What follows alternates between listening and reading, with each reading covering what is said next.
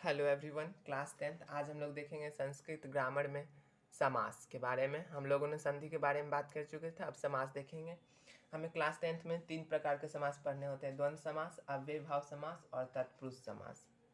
ये 3 प्रकार के ही समास पढ़ने हैं। तो आज हम द्वंद्व समास के बारे में देखेंगे। तो चलिए देखते हैं समास किसे कहते हैं, वो हमें जानना जरूरी है समास पढ़ने से पहले। समास मतलब कि दो या दो पदों को जब हम उसको संक्षिप्तीकरण कहते हैं, इसे मतलब संक्षिप्त में लिखना चाहते हैं तो उसी को समास कहते हैं। तो जैसे कि द्वंद्व समास में तो हमें नियम पहले याद रखना, नियम अगर हम समझ लेंगे अच्छे से तो समास बहुत इजी हो जाएगा। तो चलिए देखते हैं इसका नियम। द्वंद्व समास में मतलब कि दो और दो पद, समास हमेशा दो या दो से अधिक पदों का ही होता है। द्वंद्व समास में दो या दो से अधिक पद, जो भी पद होंगे वो दो सभी पदों की प्रधानता होती है द्वंद्व समास में। पहला नियम हुआ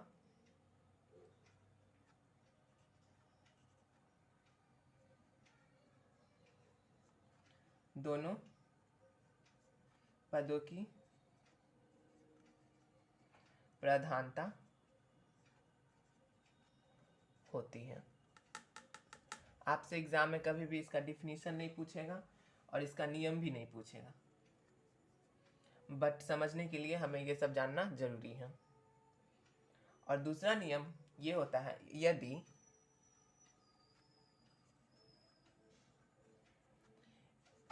यदि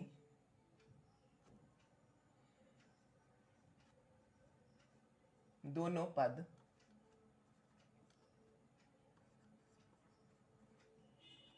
पुरुष का है तो बालक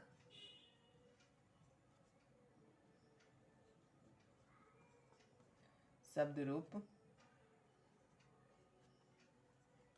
के अनुसार,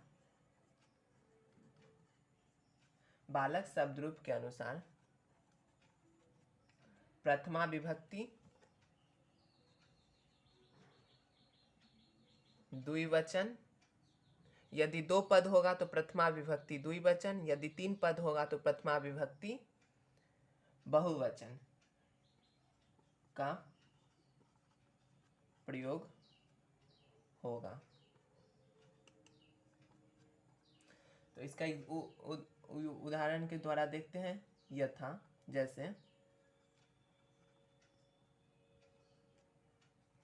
जैसे हम लेते हैं राम लक्ष्मण, राम। और एक बात, इसका एक और नियम, विग्रह पद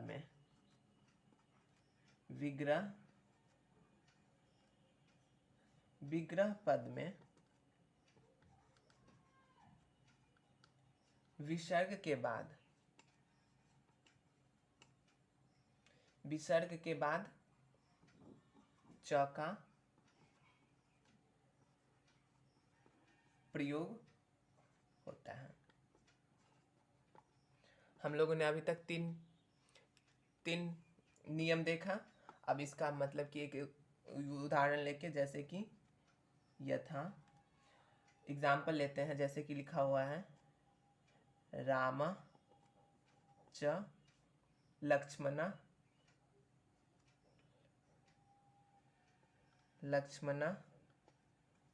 च। तो बालक शब्द रूप क्या होता है? बालक, यहाँ पे 2 पद हैं तो यहाँ पे द्विवचन का प्रयोग करेंगे, बालक शब्द रूप के अनुसार द्विवचन का। तो यहाँ पे क्या हो जाएगा हमारा, ऊपर से रफ करते, यहाँ पे लिखते हैं इसका, यहाँ पे क्या हो जाएगा हमारा राम लक्ष्मण का, राम च लक्ष्मण च का क्या हो जाएगा, ये हमारा हट जाएगा और ये भी हमारा हट जाएगा। ये हमारा विग्रह पद है, इसका हम समस्त पद बनाएंगे तो हमारा क्या हो जाएगा, राम लक्ष्मण बालको होता है ना। एक मिनट, इसको रफ करते हैं ऊपर से।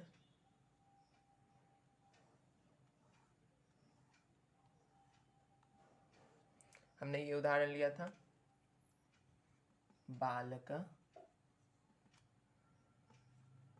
बालको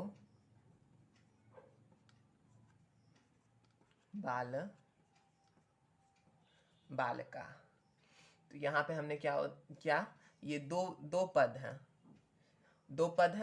तो यहाँ पे बालक शब्द रूप के अनुसार द्वितीय विभक्ति का प्रयोग होगा। तो यहाँ पे देखिए ये दो पद है, इसको जब हम संक्षिप्त में लिखना चाहेंगे तो इसी को समास कहते हैं।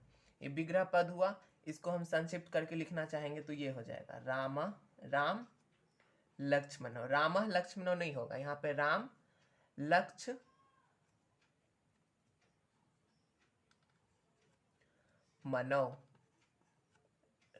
लक्ष्मणो, ये हमारा करेक्ट आंसर हो जाएगा।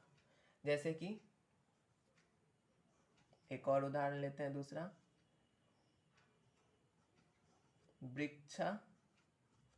वृक्षौ है, तो इसका विच्छेद करके क्या हो जाएगा, वृक्ष च।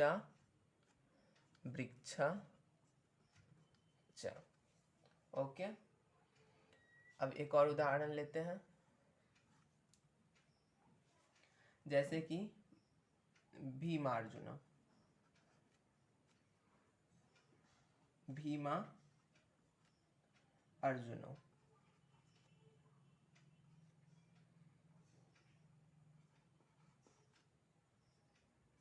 यहाँ पे देखिए भीमा अर्जुनो कैसे हो गया, भीम में म है और अर्जुनो में अ है, तो ये दोनों मिला के आ बना लेगा, इसलिए भीमा अर्जुनो हुआ।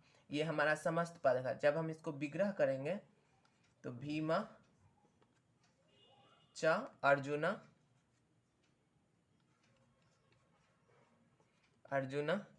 च। आई होप कि यहाँ तक कोई डाउट्स नहीं होंगे।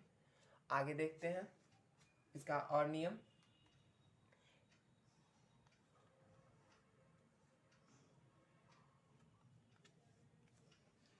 और नियम में देखते हैं, एक और वेरी इंपॉर्टेंट एग्जाम्पल है,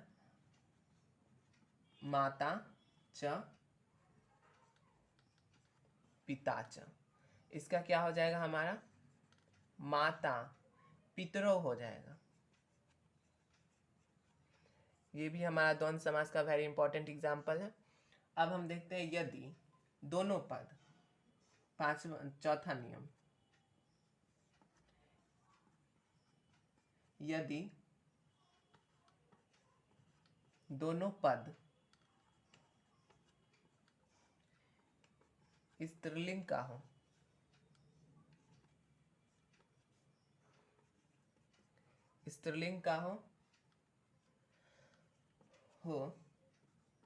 तो लता शब्द के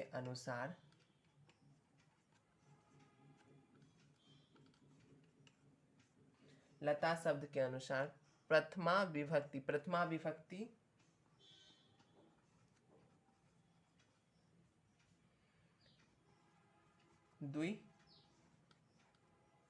द्विवचन का प्रयोग होगा।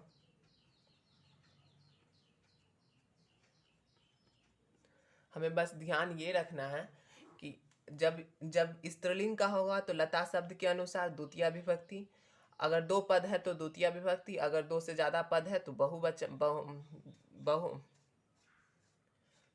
का प्रयोग करेंगे। अगर द्विवचन का, प्रथमा विभक्ति द्विवचन का, अगर दो से अधिक पद है तो प्रथमा विभक्ति बहुवचन का प्रयोग करेंगे। अगर दोनों स्त्रीलिंग है तो प्रथमा विभक्ति द्विवचन, और दो से ज्यादा पद है तो बहुवचन का प्रयोग करेंगे लता के अनुसार। और पुल्लिंग के लिए पद पुरुष हो तो क्या करेंगे, तब हम वहां पे बालक के अनुसार करेंगे प्रयोग।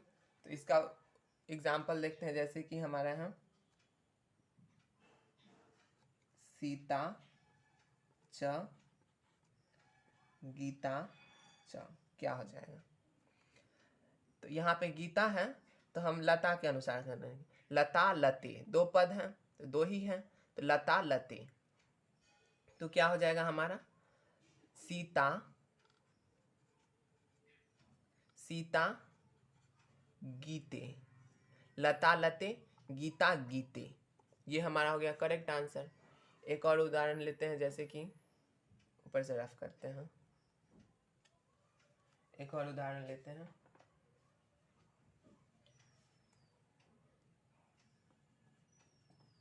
सीता च गीता च रीता च। अब बताइए यहाँ पे तो 3 पद हैं, तो लता शब्द के अनुसार प्रथमा विभक्ति का बहुवचन का प्रयोग करेंगे। जैसे कि यहाँ पे सीता च गीता च रीता है, तो हम यहाँ पे लिखेंगे सीता सीता गीता रीता। लता लते लता, बहुवचन में लता लते लता, तो सीता गीता रीता यहाँ पे हो जाएगा। ये हमारा करेक्ट आंसर हो गया। चलिए अब हम इसको रफ करते हैं, और एक और नियम है जो कि वो भी पढ़ लेते हैं।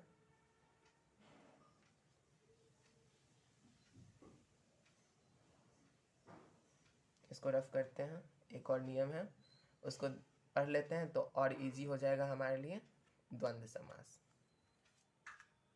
चलिए देखिए 5वां नियम, वैसा शब्द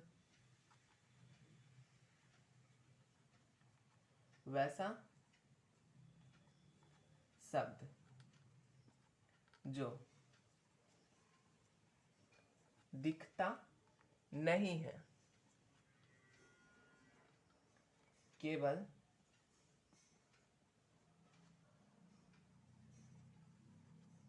महसूस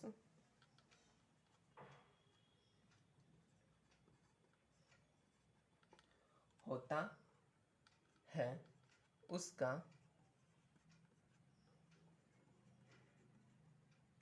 समस्त पद हमेशा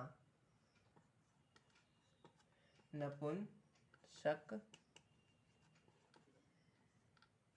लिंग में होता है,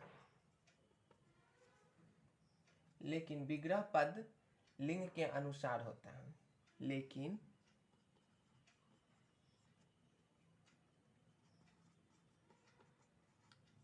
विग्रह पद लिंग के अनुसार होता है। तो जैसे देखिए यहाँ पे ये डिफिनीशन आपको याद करने की कोई ज़रूरत नहीं है, सिर्फ समझने की ज़रूरत है। ये डिफिनीशन आपसे कभी नहीं पूछेगा। ये हमारा नपुंसक लिंग में होगा। चलिए देखते हैं, इसका एग्जाम्पल लेते हैं। आहर निशम, ये हमारा शब्द हुआ। जब हम इसका विग्रह करेंगे तो ये हो जाएगा आह च निशा च। ये बहुत इंपॉर्टेंट है, एग्जाम में बहुत बार पूछे जाते हैं। एक और उदाहरण ले लेते हैं इसका। अहो रात्रम, आह च रात्रि च, अहोरात्रम। इसका हमने 2 एग्जाम्पल देखा। अब आई होप कि द्वंद्व समास में अब कोई डाउट्स नहीं होंगे।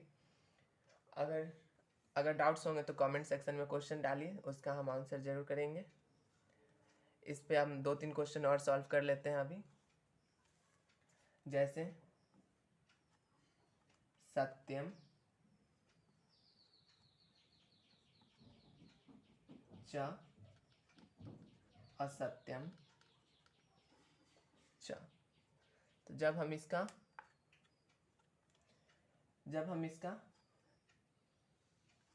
समस्त पद बनाएंगे तो क्या हो जाएगा? सत्या सत्यम। ये नपुंसक लिंग में हो जाएगा, जो हमने लास्ट नियम पढ़ा है उसके अनुसार। और देखते हैं राधा च श्याम। अच्छा, तो इसका क्या हो जाएगा हमारा? राधा श्यामो। आई होप कि इस क्वेश्चन के डाउट, द्वंद्व समास के डाउट्स क्लियर हुए होंगे। फिर मिलते हैं नेक्स्ट वीडियो में तत्पुरुष समास के साथ। तब तक के लिए टेक केयर। जय हिंद।